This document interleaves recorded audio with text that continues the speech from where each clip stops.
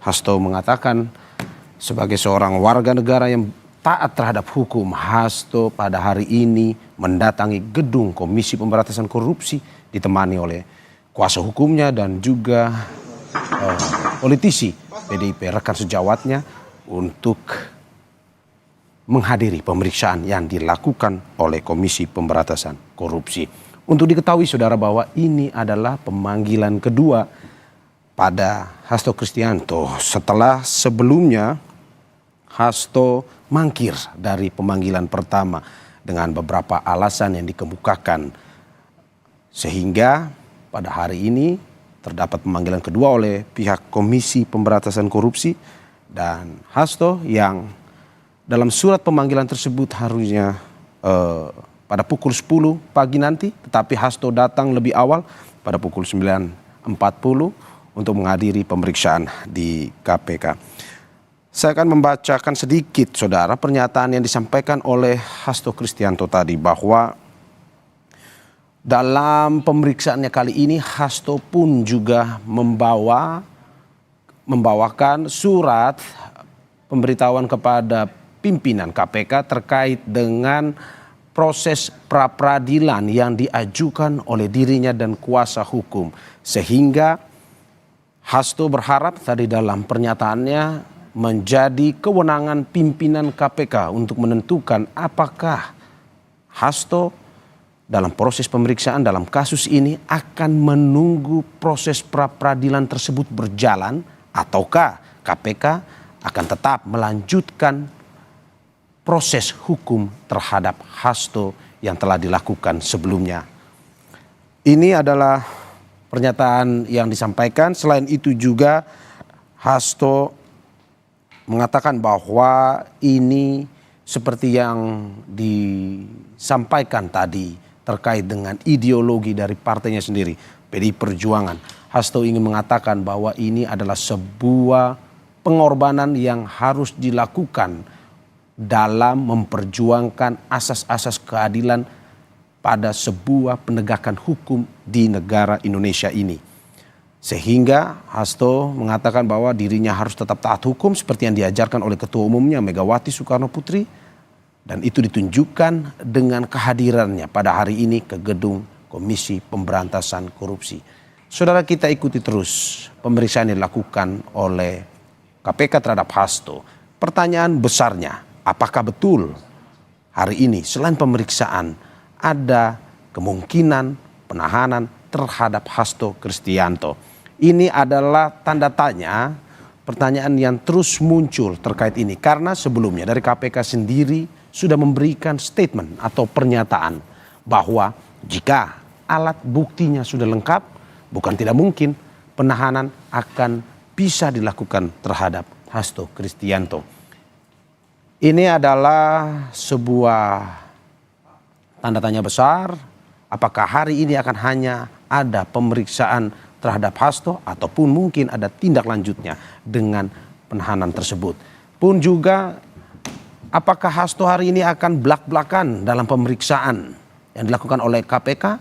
Kita tunggu terus karena tadi Hasto sendiri sudah mengatakan bahwa dia akan memberikan pernyataan usai dari pemeriksaan yang dilakukan oleh KPK.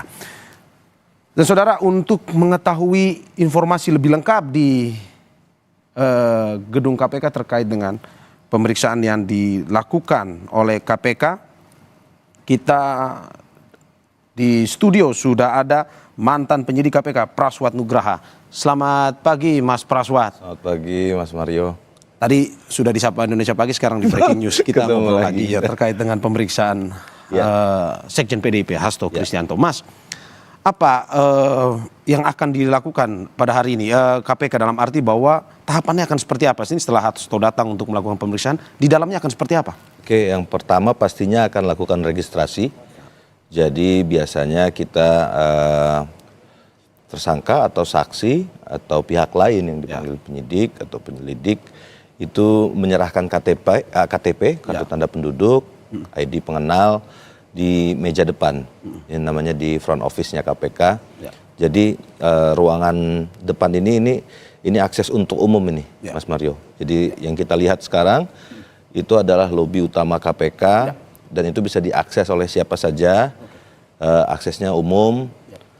Nanti sesudah itu mereka akan menunggu nih. Jadi kita bisa lihat di layar Mas Mario bahwa teman-teman sekarang sedang menunggu selanjutnya orang-orang yang terregister atau orang-orang yang sudah terdaftar sebagai tamu di dalam list pemeriksaan saksi per hari ini artinya tanggal 13, baik itu dari kasus dari tamu dari penyidikan maupun penyelidikan atau pemeriksaan dari pengaduan masyarakat Ya, itu dan sepertinya harus tamu-tamu menunjukkan sesuatu lainnya. ya, Mas ya. Itu buku memahami untuk membasmi kalau nggak salah ya. Ya. Kalau saya lihat dari jauh ya Itu agak yang mungkin kemarin dikatakan bahwa dia sudah pelajari apa hak-haknya sebagai Iya. tersangka, mungkin sudah sepertinya tertuang dalam itu- buku itu ya. Atau itu buku catatannya Pak Hasto ya. Warnanya Apakah mungkin merah. itu buku catatan yang mungkin Buku akan dia agenda sampaikan atau- pada ya. pemeriksaan ini? KPK juga punya buku saku untuk Ya. apa sih buku memahami untuk membasmi persis mirip seperti itu, kecil, saku gitu warna merah, tapi kayaknya itu sepertinya bukan ya. Oke. Oke. Selanjutnya nanti Pak Hasto setelah menukar kartu ID Pak ya, ID untuk tamu atau saksi itu yang seperti yang dipakai oleh Pak Hasto saat ini, itu selanjutnya nanti akan dipanggil oleh penyidik, dipersilahkan oleh petugas di halaman depan untuk naik ke lantai 2.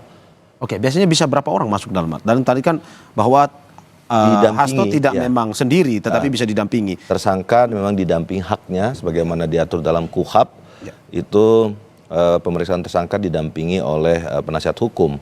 Jadi biasanya sih maksimal kita 2 ya. Ya, maksimal 2 ya. Iya. Oke. Nggak boleh beramai-ramai. Terbiasanya malah 1. Dulu tuh standarnya 1 yang mendampingi, 1 yang terperiksa karena penyidiknya juga maksimal 2. Jadi 1 orang atau 2 orang. Jadi nanti jadi sepertinya nanti Mas Hasto akan didampingi oleh 2 1 kuasa hukum ya. 1 orang kuasa hukum atau maksimal 2 ya. Oke. Jarang sekali kalau 2. kalau Jarang 2. sekali 2. Tadi kita menarik bahwa sebelum masuk dalam gedung KPK, Hasto Kristianto sempat memberikan pernyataan terkait dengan pra peradilan. Kalau kita melihat bahwa dia membawa surat itu, surat terkait dengan pra peradilan itu untuk dibawa ke pimpinan KPK. Namun dia menyerahkan ke pimpinan KPK untuk memutuskan apakah nanti tetap mengikuti proses pra peradilan yang sedang nantinya akan berjalan, ataukah KPK sendiri yang ya dengan proses yang sudah berjalan ini ya tetap memproses secara hukum. Peradilan Mas Mario itu peradilan itu ada di ranah pengadilan ya atau lebih mobil khusus lagi sekarang ada di ranahnya Pengadilan Negeri Jakarta Selatan. Bukan di ranah KPK. Jadi saya pikir surat yang dimaksud Pak Hasto untuk disampaikan ke pimpinan KPK hanyalah sebagai surat pemberitahuan bahwa yang bersangkutan saat ini sedang mengajukan pra peradilan. Haknya sebagai warga negara ya Indonesia. Hak hukumnya untuk mengajukan pra peradilan, tapi tentu saja proses pra peradilan itu bukan di ranah kewenangan ketua KPK ataupun teman-teman penyidik KPK, baik secara kelembagaan maupun secara perorangan, tapi itu ranah di pengadilan.